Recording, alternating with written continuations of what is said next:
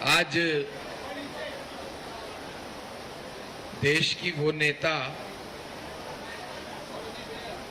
जिनको शायद भारतीय जनता पार्टी के नेता और कार्यकर्ता नहीं, पूरे देश में जो भी सामाजिक राजनीतिक दृष्टि से सक्रिय व्यक्ति रहते हैं और आमजन भी जिन्होंने उनको कहीं ना कहीं टच किया,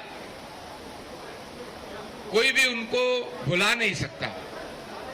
ऐसी आदरणीय सुषमा दीदी जी की पुण्यतिथि के अवसर पर हम सब लोग उनको अपनी श्रद्धांजलि, अपनी पुष्पांजलि और उनको स्मरण करने के लिए एकत्र हुए। मंचस्थ सभी वरिष्ठ नेतागण, बांसुरी बहन दिल्ली विधानसभा के अध्यक्ष और हमारे पूर्व में प्रदेश अध्यक्ष रहे विजेंद्र गुप्ता जी, पूर्व में प्रदेश अध्यक्ष रहे मेरे बड़े भाई आदरणीय सतीश जी, मंचस्थ सभी नेतागण, मनोज भाई, उपस्थित साथियों, मेरे को जो सुषमा दीदी के संस्मरण ध्यान में है, क्योंकि हम लोग जमुना पार के कार्यकर्ता अभी भी हैं, मंडल जिले तक ही थे, तो उनको टीवी में देखना, अखबार में पढ़ना, यहीं से संतुष्टि हो पाती थी। पर एक बार जब मुझे ध्यान है कि मैं विजेंद्र जी की टीम में करोलबाग जिले का प्रभारी बना था, राजेश भाटिया अध्यक्ष थे, तो उस समय अंदर से ये लगा कि किसी दिन सुषमा दीदी से मिलना चाहिए, उनका आशीर्वाद लेके आना चाहिए। तो ऐसा कोई लिंक नहीं था, बड़े नेताओं से बहुत ज्यादा संपर्क नहीं था। एक मित्र हैं अभी भी, मैंने ऐसे ही उनको जिक्र किया, मैंने कहा कभी सुषमा दीदी को मिलना चाहता हूं जाके। तो 2-3 दिन बाद ही उनका फोन आया कि आप दोपहर को 12 बजे के करीब आ जाओ। उनसे मिला, जाके प्रणाम किया और मुझे लगा था 1-8 मिनट की बात होगी। एक जिले का कार्यकर्ता और राष्ट्रीय अंतर्राष्ट्रीय नेता जिनको सब मिलना चाहते हैं और उनकी व्यस्तता भी रहती है, पर मेरे साथ 15-20 मिनट टोटल सब मेरा जीवन वृतांत पूछा और बड़े अच्छे से एक अच्छा सा गिफ्ट देकर विदा किया। तो वो जो स्मृति है मेरे मन में, वो जीवन पर्यंत रहने वाली है। ओजस्वी वक्ता थी, इसमें कोई दो राय नहीं है। पार्लियामेंट में उनकी कुछ स्पीचेस तो ऐसी हैं जो ना भूतो ना भविष्यति। आज भी उस तरह के भाषण पार्लियामेंट में बहुत कम किसी नेता के सुनने को मिलते हैं। वो जन जन की नेता भी थी, विदेश मंत्री के नाते भी वो व्यस्त बहुत थी।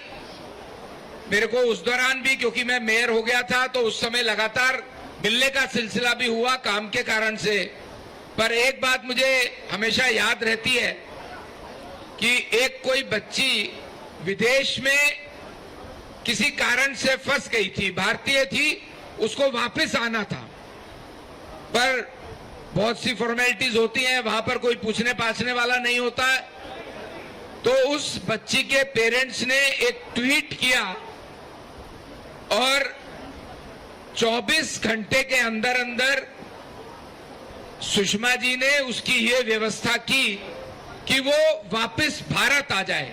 तो उनकी संवेदनशीलता,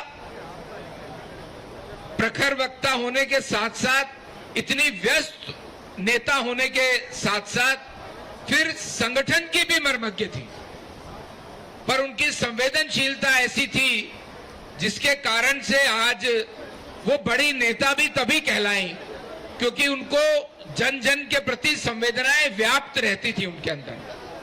आज हम उनको स्मरण कर रहे हैं। बांसुरी जी ने एक अच्छा मौका दिया हम सबको एकत्र होने का, उनको स्मरण करने का। और ये बात भी सही है कि जो कौम अपने महापुरुषों को, अपने इतिहास को स्मरण करती है, अनुसरण करती है, वही कौम आगे भी बढ़ती है। मैं एक बार पुनः आदरणीय सुषमा दीदी जी के चरणों में अपनी भावभीनी श्रद्धांजलि पुष्पांजलि अर्पित करता हूं। बहुत बहुत धन्यवाद।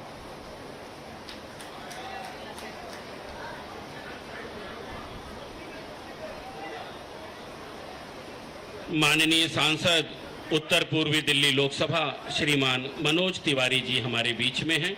अपने आशीर्वचन के माध्यम से माता जी को श्रद्धांजलि अर्पित करेंगे।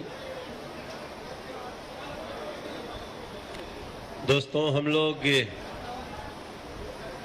आज उस स्थिति में खड़े हैं जिस दिन हम सब के लिए किसी न किसी प्रकार से प्रेरणा के स्रोत बनी मां सुषमा स्वराज जी ने संसार छोड़ दिया था। मैं उस समय प्रदेश अध्यक्ष था और मुझे सूचना मिली थी। जैसे ही सूचना मिली, मुझे ये नीलकांत बख्शी जी बैठे हुए हैं, इन्होंने मुझे बताया तुरंत। हम सब वो क्षण सब जब चेहरा देखते हैं माँ का, मैं माँ शब्द इसलिए प्रयोग कर रहा हूं क्योंकि मुझे 2014 में एक फोन आया था और उस फोन पे मुझे कहा गया कि अभी आपसे सुषमा स्वराज जी बात करेंगी, और मेरे कानों में आवाज आई थी पहली बार फोन पे कि बेटा आपको दिल्ली से चुनाव लड़ना है। वो क्षण भी याद है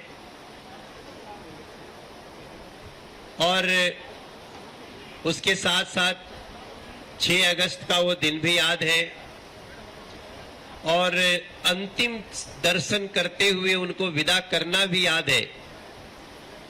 तो इन सब कुछ में जो शेष रह जाता है वो ये है कि सुषमा स्वराज बनना आसान नहीं है।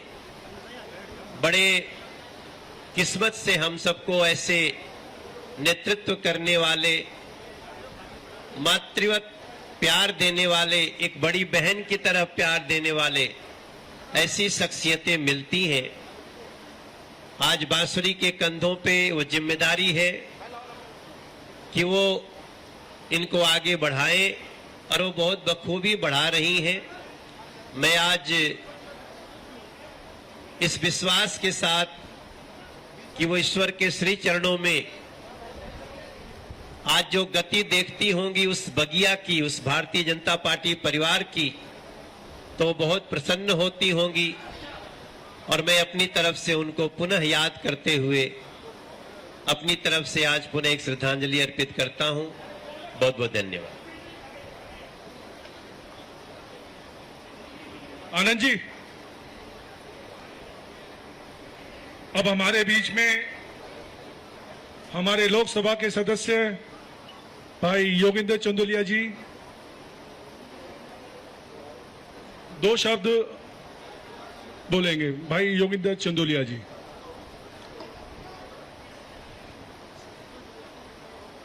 सम्मानित मंच और आज हम हमारी श्रेष्ठ नेता परम आदरणीय सुषमा स्वराज जी को उनकी पुण्यतिथि पर नमन करने के लिए आए हैं। भारतीय जनता पार्टी का सारा दिल्ली का परिवार इस मंच पर मौजूद है।